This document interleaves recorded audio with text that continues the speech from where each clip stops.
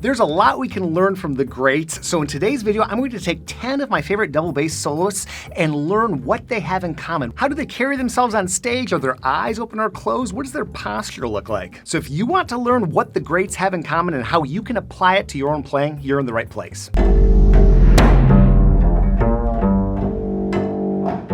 This is an idea that my friend Charles Chandler, wonderful bassist in the San Francisco Symphony, passed along to me. He mentioned several bass players that he's inspired by. I added some more to the list, and there are many more than what I'm featuring here. If you have some other favorite players, please leave a comment below.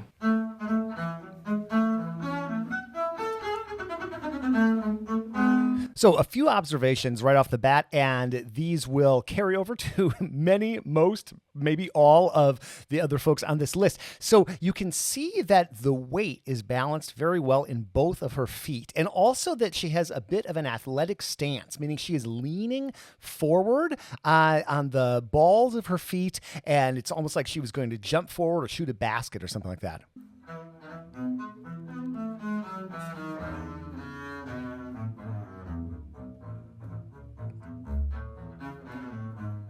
Good usage of the bow.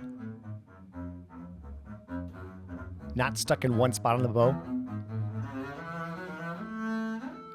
Eyes closed.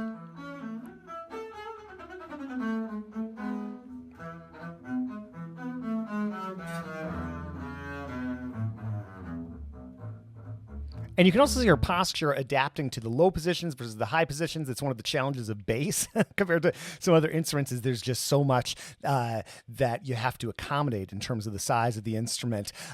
Also, there's this freedom in her body and also in her head. You know, her head is not locked. A habit that I certainly have, and I notice on a lot of other players too, is to kind of bring the head forward, kind of like turtling forward. And you don't see that here. You see this nice flexibility and using a lot of bow and required to get different sounds and and not just stuck down at the frog like I can be so often as mostly an orchestral player.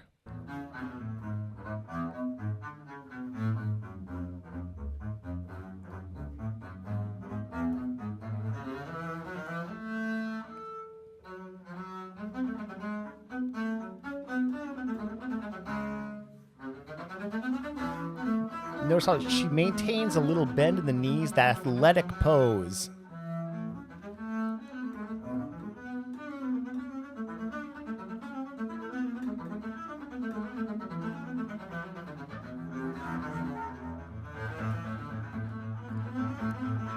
Creating dynamics with the bow usage.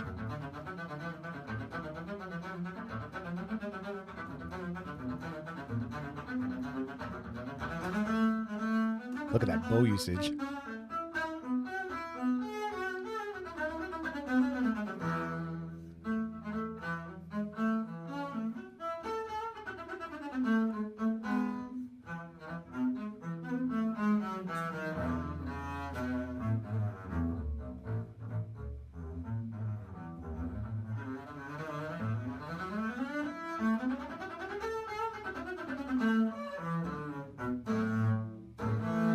And look at that finishing move. Now she's having fun with that, but that is something that you will probably see in some other videos too. Just the ends of phrases, just letting the sound go. Next up is Xavier Foley, and I feel so fortunate to have had connections with so many of these different players. He is putting out amazing content all the time and just such a great example of a masterful performer.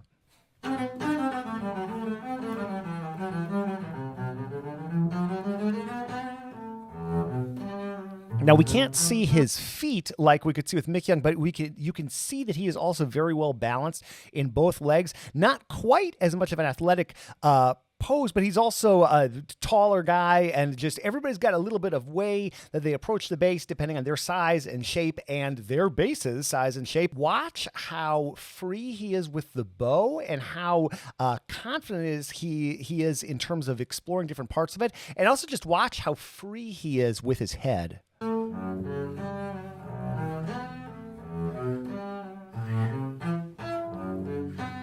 And you can just see the music in his facial expressions. This music happens to be composed by him in this case. A little Edgar Meyer. He was an Edgar Meyer student.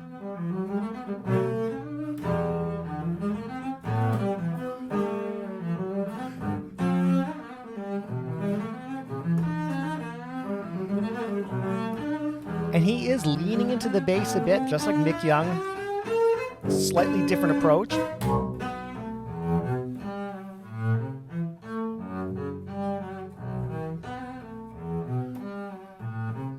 And when I hear these great performers, one thing I think of and notice is flow state. You can just see how in the moment he is. And if he's nervous, you could have fooled me. And that's exactly how he was out here in San Francisco when he played his recital. There is just such a commitment to the moment. And that's such a cool thing about music and about masterful performers like Xavier.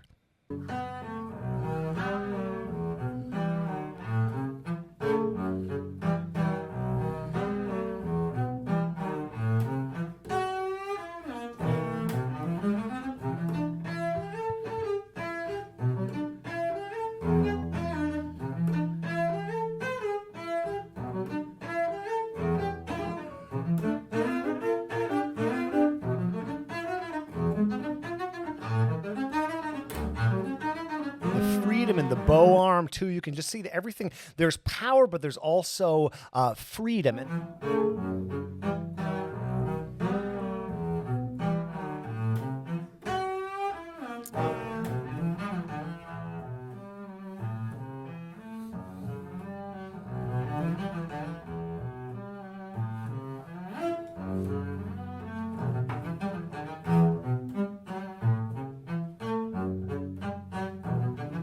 He's playing the bass with his entire body. Mikyung was too.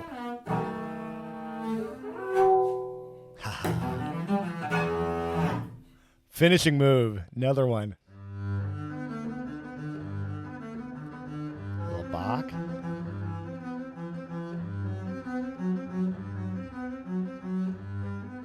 Eyes closed.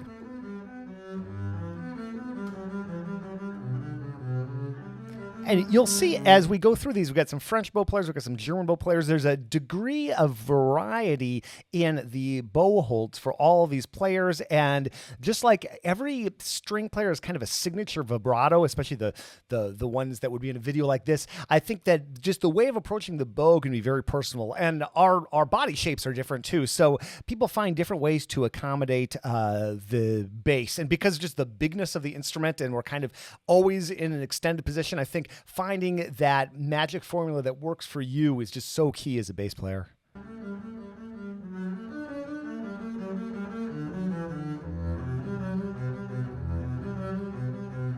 Exploring different parts of the bow.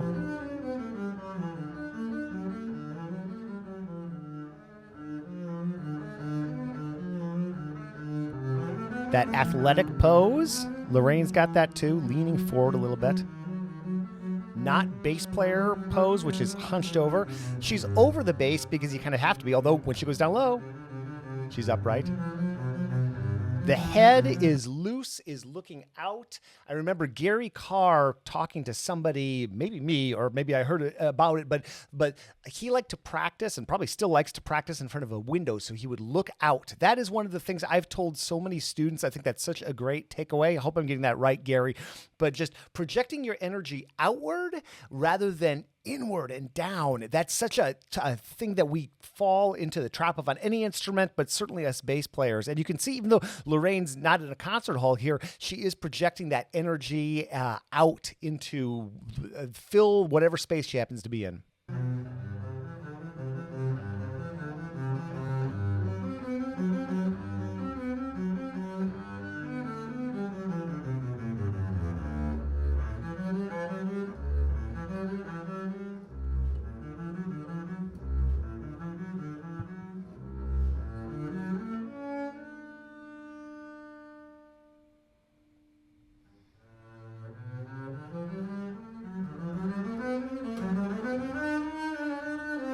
You can see the facial expressions, the music, channeling the music, that flow state.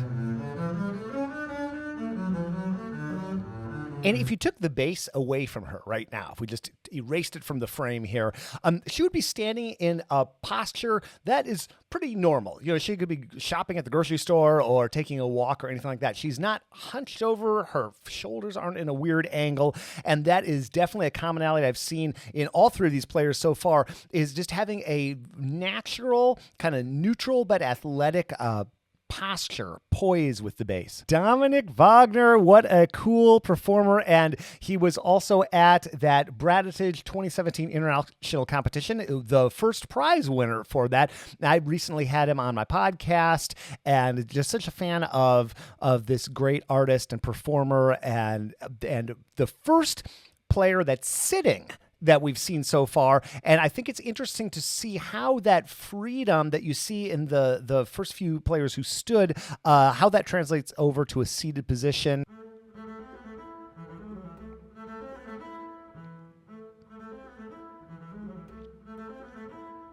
Both feet flat on the floor. Interesting. So he's playing a little bit lower than we typically sit here in the United States, but this is very common to see both feet flat on the floor in Europe, and I've done videos about accommodating that sort of thing, which I will link up to here. You will also see some things we've already seen. Eyes closed, lots of freedom in the head, lots of exploration of the bow, not stuck in one place.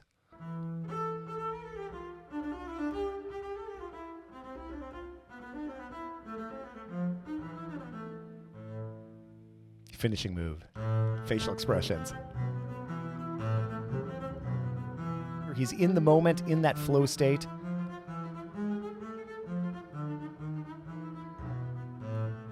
If he's nervous playing this bananas challenging thing on the bass, you wouldn't know it.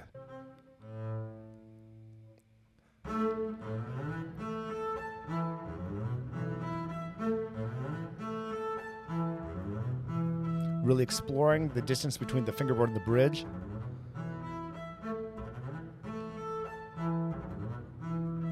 The shoulders are nice and square. Now, there's not as much motion in the body because he's sitting, and that's just sort of what happens when you sit. Obviously, lots of advantages to sitting and some advantages to standing. Everybody's going to have a different approach, but there's still, from the sit bones up, there is quite a bit of freedom in the body nevertheless.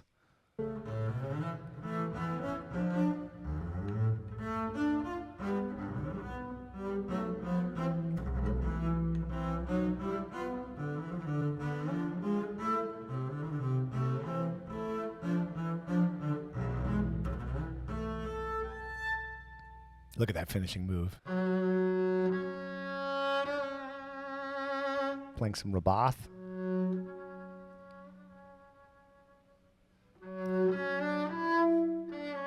So now this is the first time that we've seen somebody with an angled end pin in this video anyway. And so that shifts the weight a little bit. I did a video on that using this cool end pin called the Rob pin, which I will link up to here. But let's see how many of those commonalities we also see in Nina. You can see her shifting the weight between the left and right when appropriate. Closed eyes. Another thing I haven't mentioned yet, I don't think, no sheet music. There is no sheet music that we've seen on stage yet. All of these are played from memory.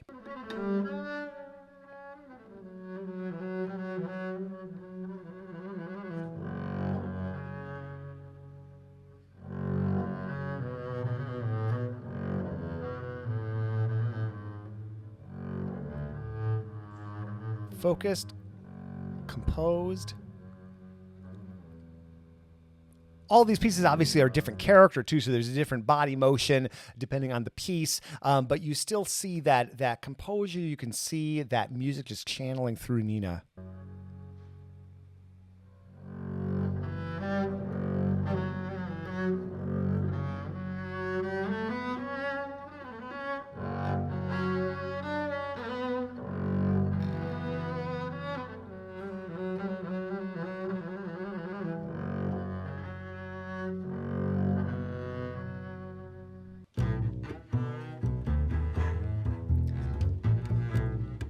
And you can see how both of them are just grounded.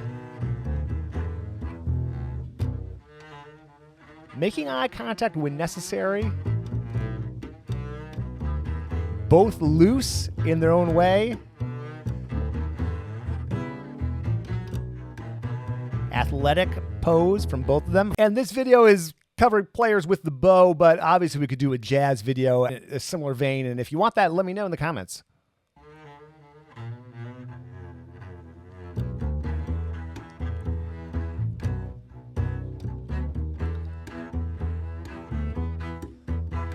You can see an Edgar, a slightly different bow hold than we've seen with everybody.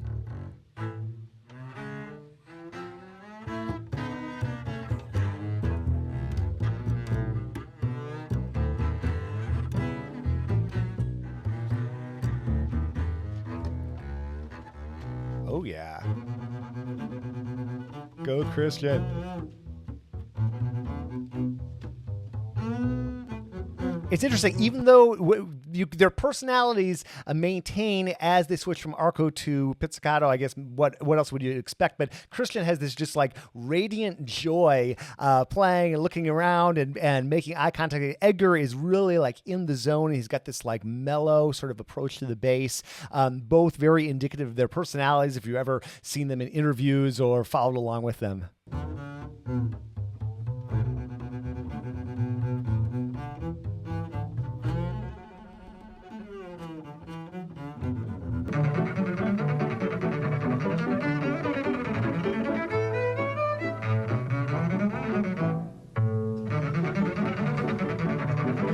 All right, so facial expressions, check.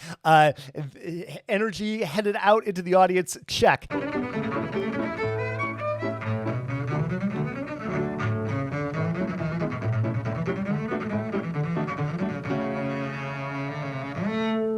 Finishing move.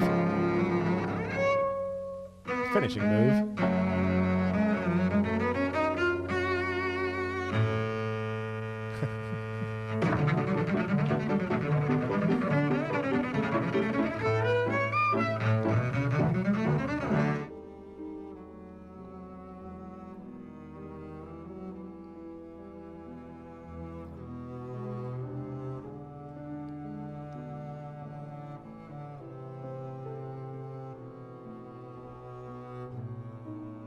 Eyes largely closed. Both feet flat on the floor, it looks like, or perhaps on blocks, so we'll get a better look here, but at the same level.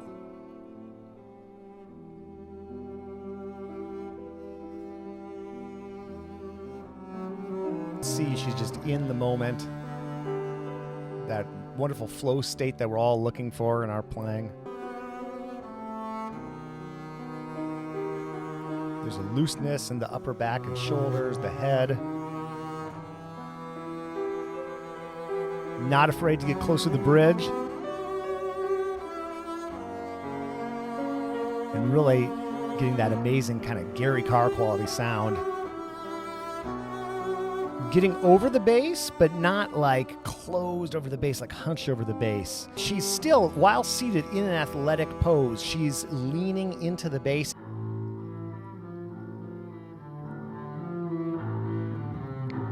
Talk about facial expressions.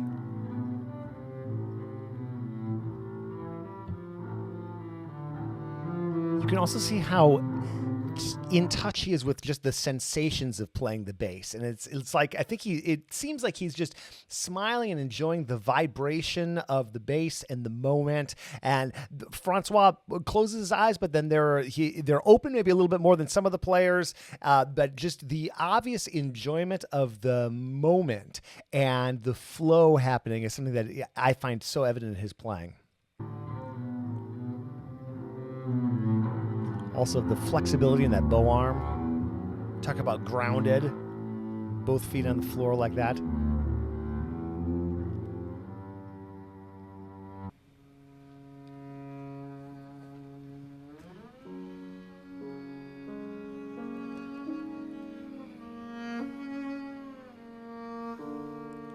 Now we see lots of eye contact here, mostly because he's playing a piece with his wonderful collaborator, Evan Mitchell. They've worked together for over 10 years at this point.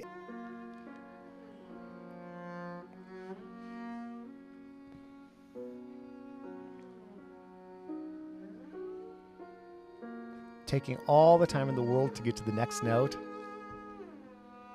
closing the eyes, but also communicating with the eyes. Just see how grounded he is. Again, take the bass away from him. Such a comfortable, confident way of playing.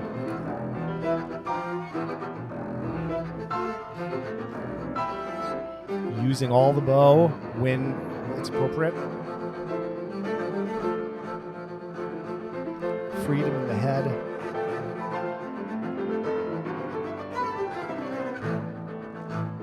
Lots of body language communication between him and Evan.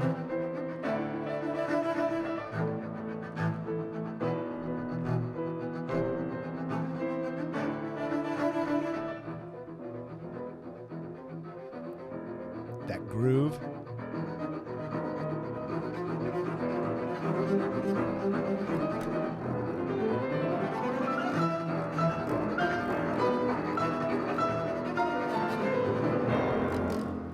Finishing move. Oh my goodness. I love it. Here are the commonalities that I'm noticing across these players. One is that their eyes are closed, or when they're open, it's for some sort of direct communication, usually with the pianist. And everybody's playing memorized in these videos. There's no sheet music to be seen. Now, that's not to say that you shouldn't use sheet music in live performance. I think there's definitely a time or a place, especially with sonatas or certainly orchestral music. But I do think it's interesting that out of these 10 players, all 10 of them were playing from memory. I think the thing that I learned the most watching all of these videos, and that my friend Charles Chandler, who inspired this video, that he said, is that everybody is in this open pose. They're not in what you call bass player pose, which is so easy to get into. That's where you're kind of hunched over the bass and playing down like this, maybe watching the left hand, or just sort of inward like this. There is just something about sound production when you are down like this that just does not seem to project when you are upright and sort of projecting out to the audience. And even if there isn't a sonic element to this projection, which I think there is, there's definitely a visual element. If you think of any performer being down like this, unless you're acting in a very specific character role, that's not really what performers do. They are out, they are sending their music, their message, their what have you out, and that posture plays a huge factor. There's also a fluidity to their posture, and one thing I notice is how many people move their head while they're playing, but not like the sort of like tense thing that I am guilty of when I watch myself back on video. You see this like loose neck and relaxed motion, maybe they're grooving, or maybe they're lost in the music or lost in the moment or in their flow state. They're almost dancing at times, and I think that standing sort of lends itself to that, but you can also have some of that mobility with the stool. I noticed that with the seated players. It's just coming from the hip bones, and even the people that are sitting, though it might not be as obvious, you do see some of that motion, some of that fluidity. There's also an overall sense of composure. Even if you're watching this with the sound off, you can tell that there's good performing happening. Most of these people have what Paul Ellison, the wonderful bass teacher, talks about as an athletic stance, leaning forward a little bit, and so that you're engaged with the music, almost like you're going to shoot a basket. And also, no matter what room you're in, whether it's a concert hall or a practice room, playing to the back of the hall is what all of these people are doing. And that is something that I think we get really trapped in as people who practice a lot of the time in small rooms. I'm here at Davies Symphony Hall right now. That's why I'm in this orange room. But normally you see me in my living room. That's still not like a concert hall. So getting accustomed to sending your sound to the back of the hall, that's so helpful. And that's something that I noticed no matter what circumstances these people were playing in, you could tell that they were just sending their sound out way beyond themselves. There's also this physical connection with the music that I saw in all 10 of these players. You can see in their facial expressions, there's a sincerity to the delivery. There's no hint of nervousness among all these players.